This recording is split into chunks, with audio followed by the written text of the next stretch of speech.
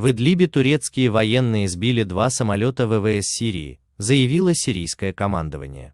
В 13 часов 25 минут сегодня, во время выполнения боевого задания против террористических группировок, в районе Идлиба были сбиты 2 самолета турецкими истребителями в воздушном пространстве Сирии, говорится в сообщении. Пилоты благополучно катапультировались.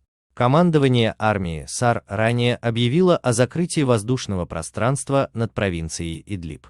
В заявлении уточнялось, что любые самолеты, которые заметят в этом регионе, будут восприняты как враждебные и сбиты. Позже САНА сообщила, что над городом Саракеб был сбит турецкий беспилотник. Спасибо за просмотр. Оставляйте комментарии, подписывайтесь на канал.